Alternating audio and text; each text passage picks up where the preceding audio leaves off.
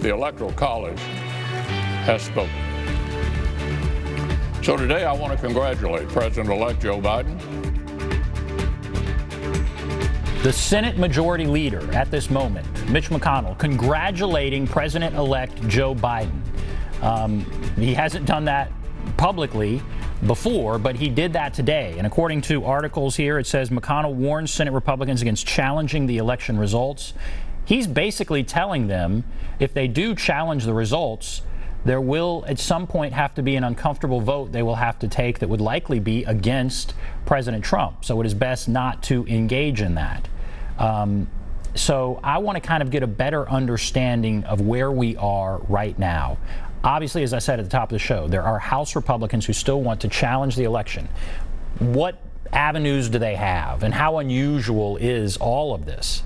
Very happy to have with us Dr. Thomas Schwartz, Vanderbilt political science professor, joining us, as all of our guests do now, via Zoom. Dr. Schwartz, thank you for being here.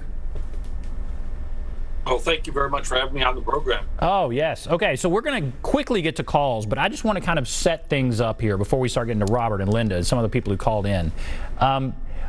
Where do things stand right now? How interesting is it, in your opinion, that Senator McConnell said today he congratulated Joe Biden and he's warning Republicans not to challenge the election results?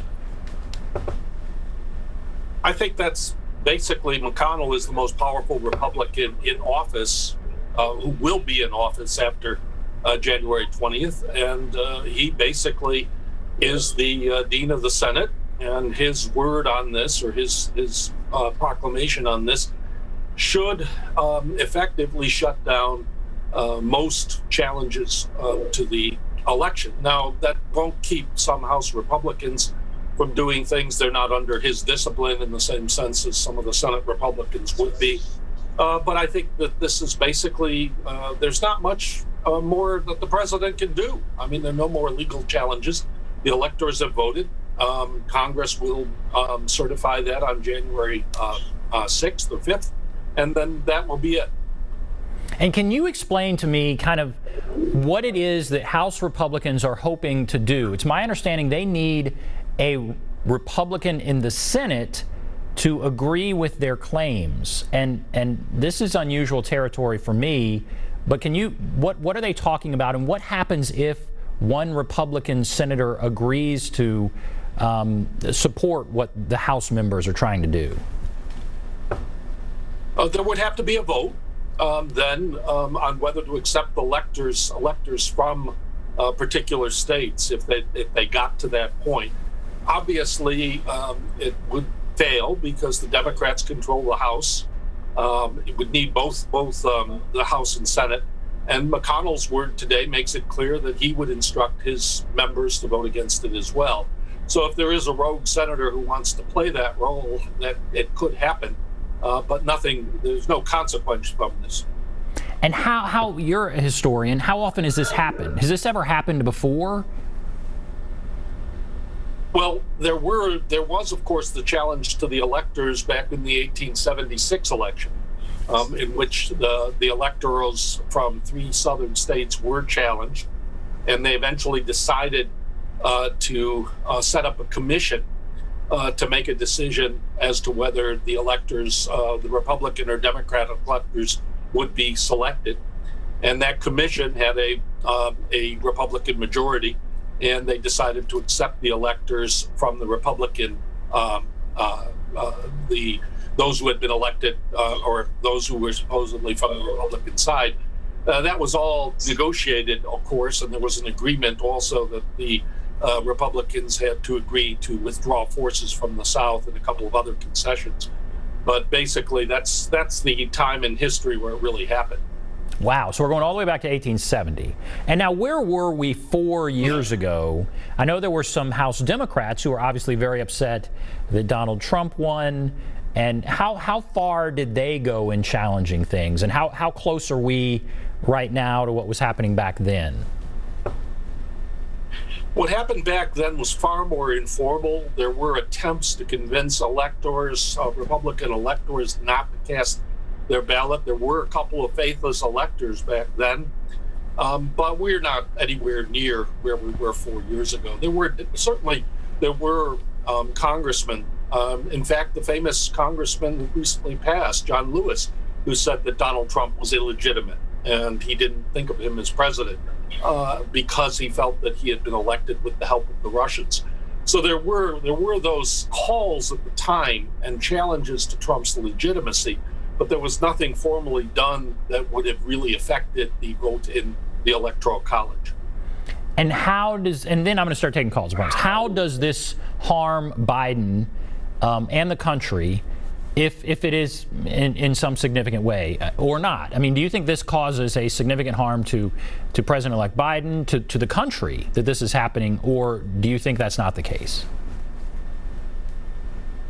I think it's hard to say if it'll be a significant harm. To the extent that many Americans have already factored in Donald Trump's character and behavior, they may simply say this is Trump being Trump, but it doesn't really mean anything. It's bluster, it's theater, it's performance art. On the other hand, it does corrode, and to the extent that there are many Americans who will not believe that Joe Biden won legitimately, that does corrode social trust. It makes it harder to do things. On the other hand, I basically feel that most people are going to ignore these sorts of gestures by this time, unless Donald Trump has promised proof of electoral fraud that he has not been able to produce. Unless something were to happen that actually provided real evidence, and that is really highly, highly unlikely, I don't think you're going to see a significant harm from this, outside of, I think, making the reputations of some Republicans look a lot weaker for the fact that they accepted and were willing to go along with the very specious challenges to the election. Well, that is the question. Does this harm Republicans who go along with it, or does it harm Republicans who don't go along with it? Does Donald Trump have so much power after all this is over that he's able to somehow harm Republicans politically that don't agree with what he's saying right now? Well, I think it's unlikely, because I think we're still talking. We're talking another 2 years before there's a House election or a Senate election that really would be affected by this, and a lot can happen in 2 years. And so I don't think that even if Republicans like Mitch McConnell or others accept that the election has gone the way it will, that it will really affect that many Republicans. Donald Trump is going to desperately try to retain attention and some sort of sway in the Republican Party.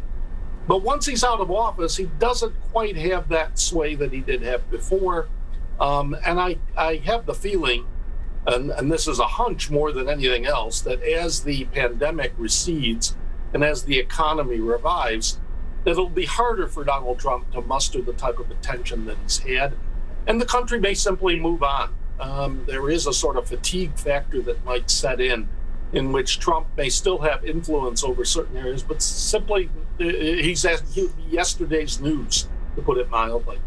Okay, interesting. All right, let's go to Robert. Let's start taking some calls now. Robert, are you there? Yeah, I'm here. Thank you for calling in. What's on your mind?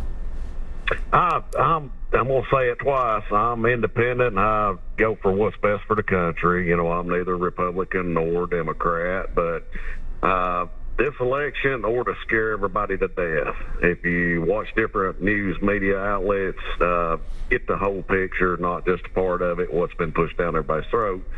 But that's neither here nor there. And on a lighter note, with this toilet paper, shortage, I bought me one of them bidets there, I think it's what you call it, I won't buy toilet paper again.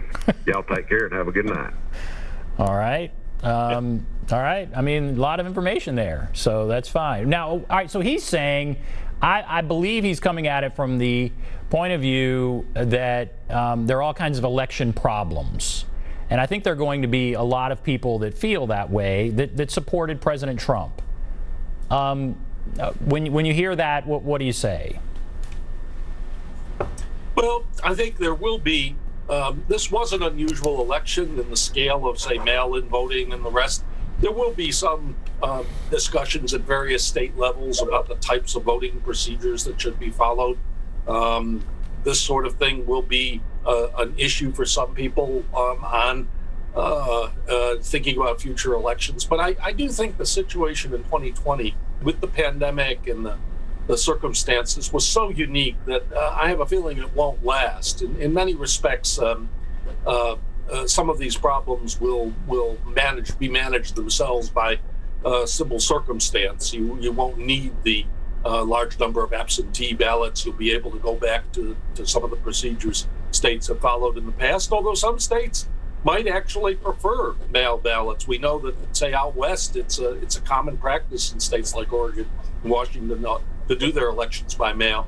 So it'll be interesting to see how that pans out. That will be interesting to see, and that will be a battle. It'll be interesting to see how that pans out. All right, let's go to Linda. Hello, Linda.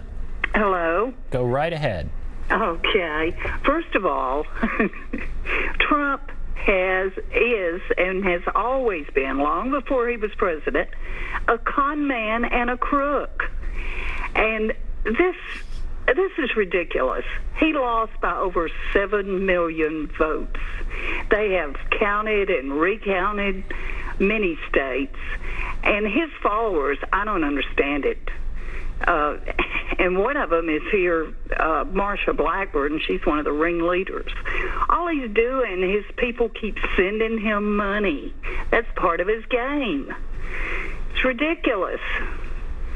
So anyway. So okay, all right, I appreciate that. I mean, I'll ask about that. They are soliciting money to continue mounting legal challenges. There's been some talk about what can be done with that money after he's out of office, after there are no more political or legal challenges. What about that part of it? The soliciting of money from these followers who really are passionate about him and what he stands for.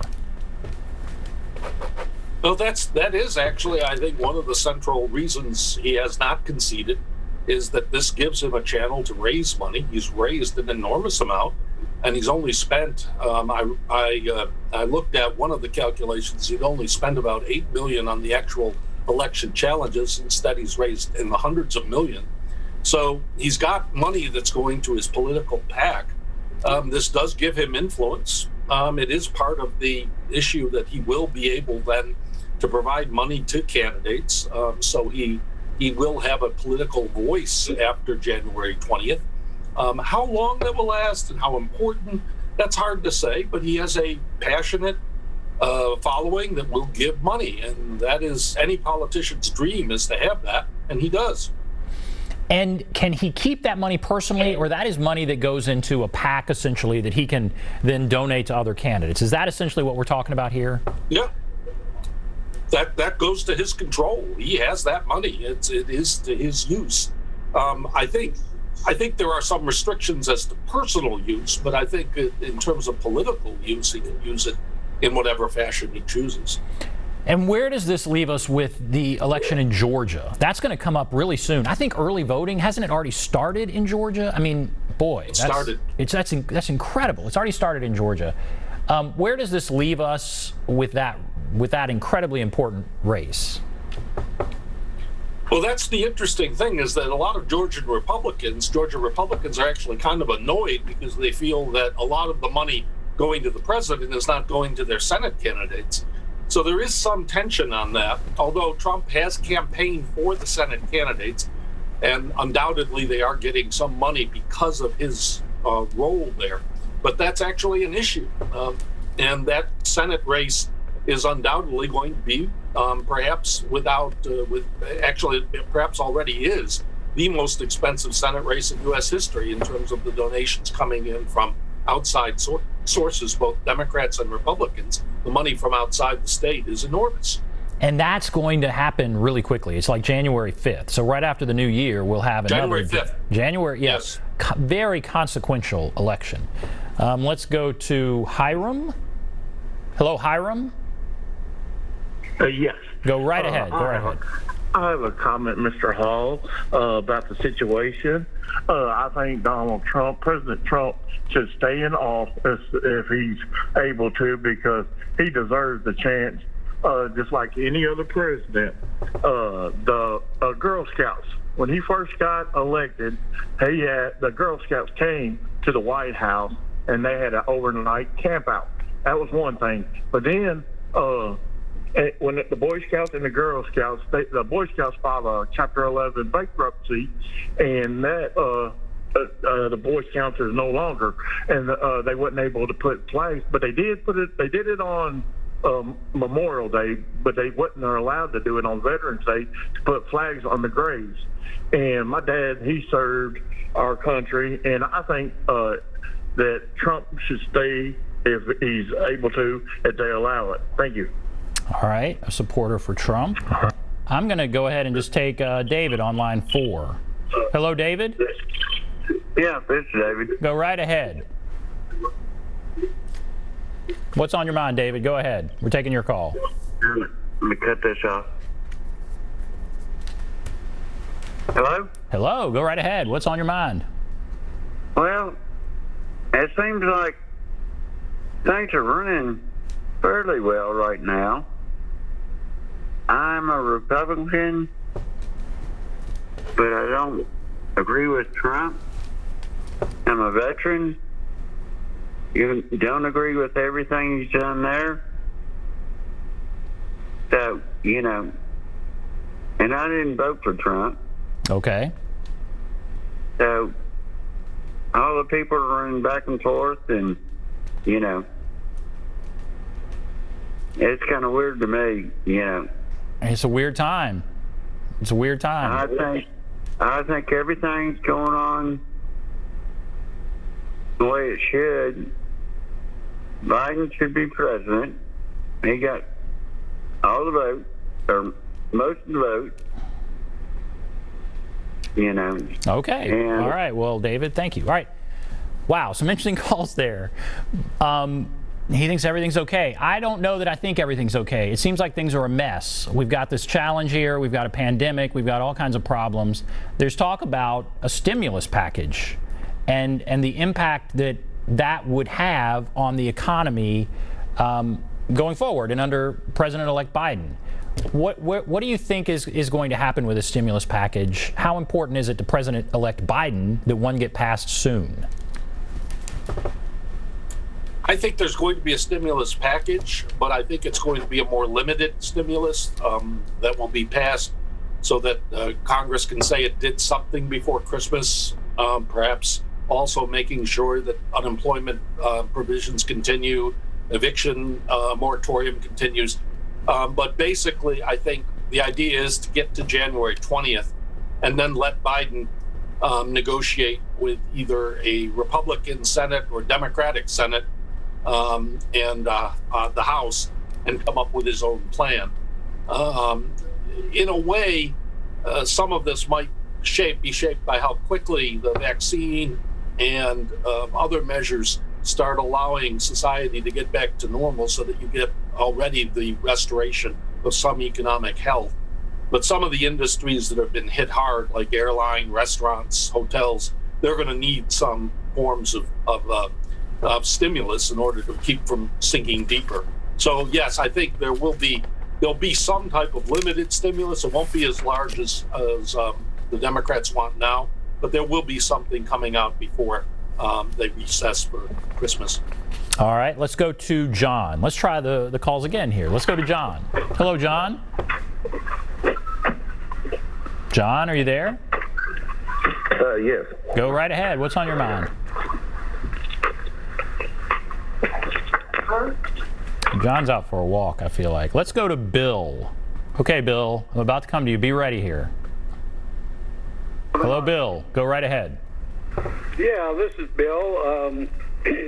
I was going to say, when you're talking about irregularities in the election, they have them all the time. There are some people that vote for somebody that's passed away, or those kinds of things happen all the time, and it just seems like it's being magnified at the time. So yes, you can find all these things, but to throw doubt on our elections is just what governments in the Middle East, Russia, China, want to see that. They want us to have doubt in our electoral system and in our patriotic system, our democratic system, pardon me. So what you've seen doesn't give you doubt. You feel like this election went well, and even though the president's saying there was all this fraud, you don't feel that way. Is that right? No, my personal opinion is that everything he's done, he had planned to do the last time when he lost. He set it up for that, and he had already had these things planned to do all these legal maneuvers and everything, not necessarily to cast doubt, but he's doing what other countries want him to do.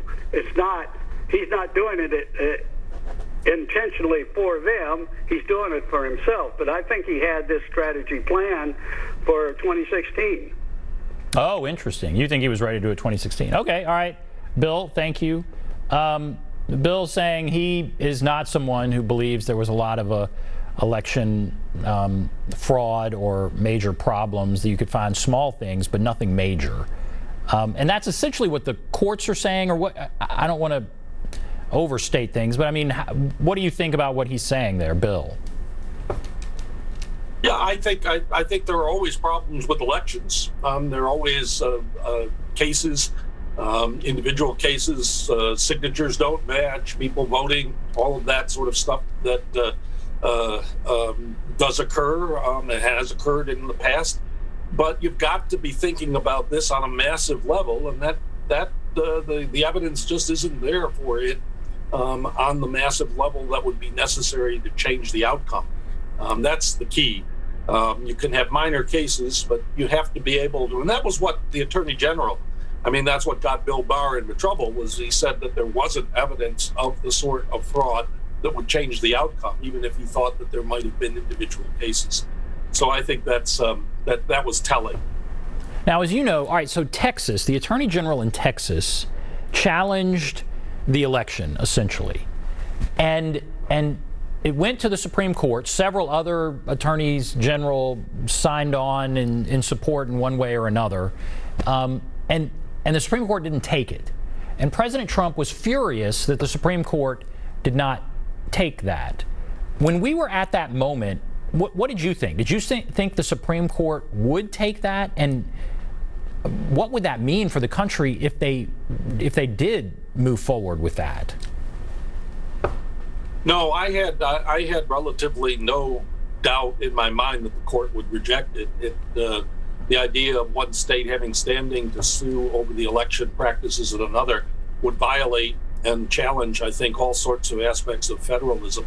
So I had no doubt that they would reject it. I think what is interesting is, of course, some people feel like because Trump appointed 3 judges, that those judges were going to act in his interest, and that's just not the case. And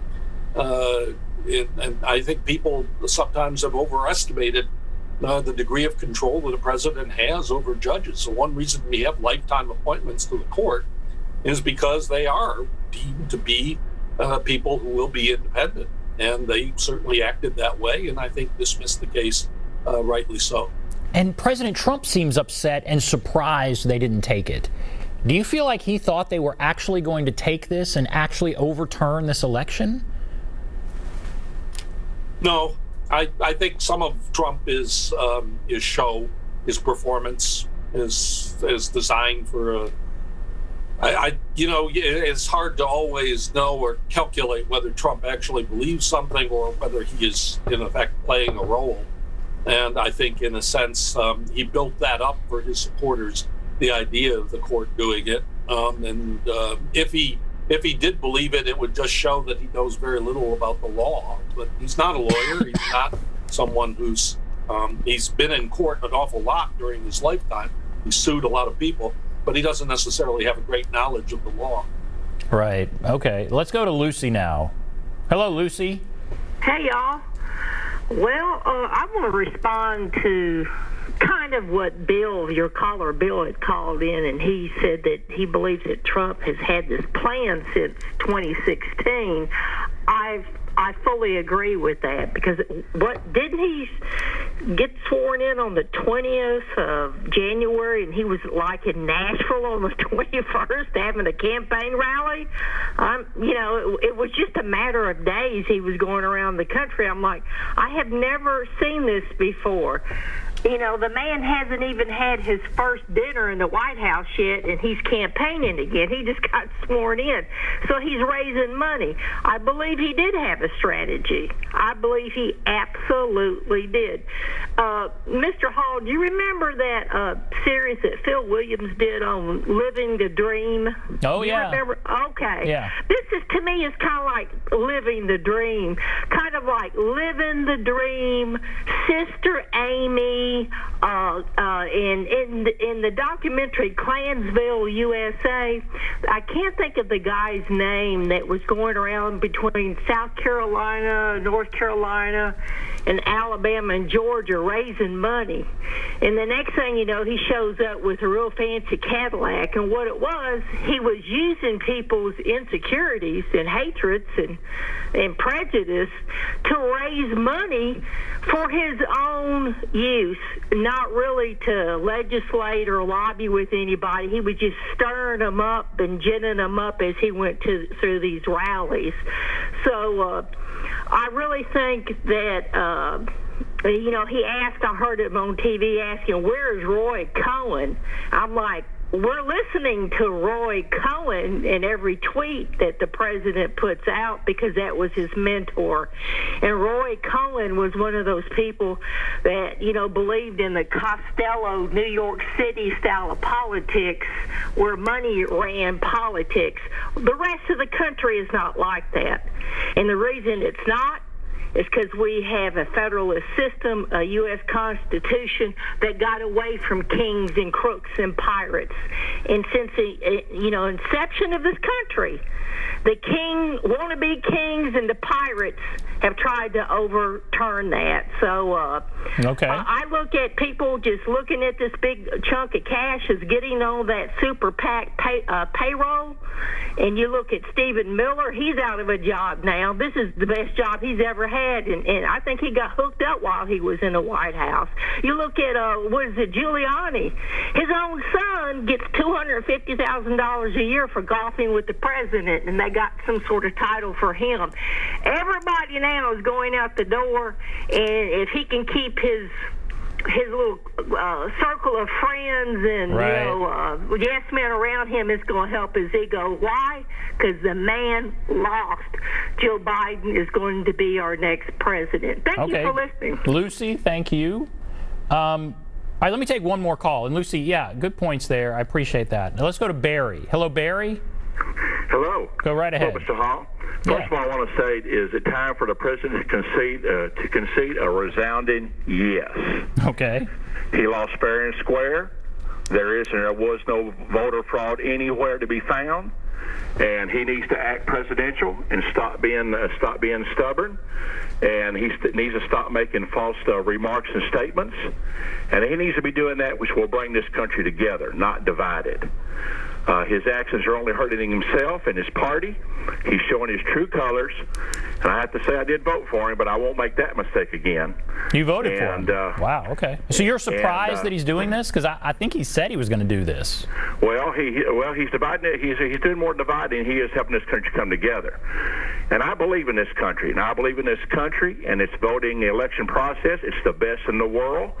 And I want to say God bless President-elect Biden, his wife and family, and those who are working under him. And I'm praying for God to bless and help this country again, get this country back to where it belongs to be in the United States of America. All right. And I believe this, and I believe our new Congress needs to get together and agree to disagree and work together for the good of this country. Get this country back. And I want to say something concerning the virus.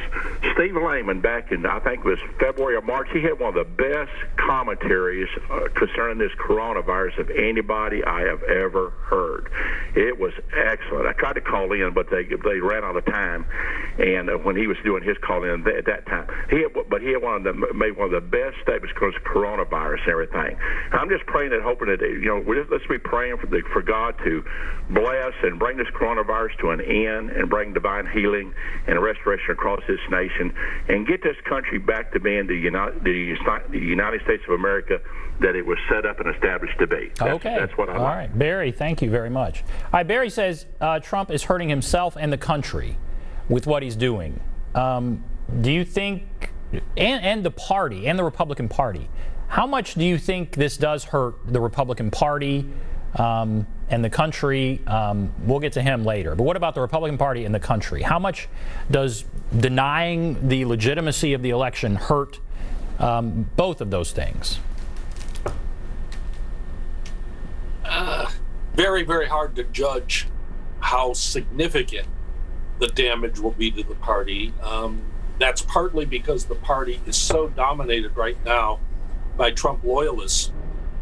If Barry is an indication that some Trump loyalists are changing their minds, then they could have real damage to the party. But right now, the Republican leadership, I think, believes that they need to stay at least loyal to the president for the time being, even if they're not going to go beyond January 20th, that there still will be this loyalty to Donald Trump, perhaps for a while, even for him to consider another presidential run. But I think for the time being, it's kind of hard to see. It will depend, I think, if there is a broader change in public opinion among Trump supporters that he has gone too far. And if he does not, for example, attend the inauguration, that may cause even more disillusionment, that he does not go through that ritual of American politics. Yeah, that'll be interesting. And we don't know right now, right, whether he will attend. Do you think he'll attend? What do you think? I think he will, but I would say that's a 51-49 judgment.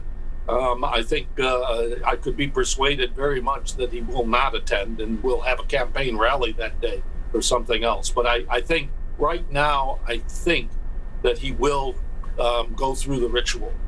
That'll be interesting. Yeah, I've heard that too, that there may be a campaign rally. He may just have a campaign rally. That would be amazing. Unusual, I guess. All right, let's take a break, and there are a bunch of people on the line. We'll get to as many calls as we can. So we'll take a break. Be back right after this.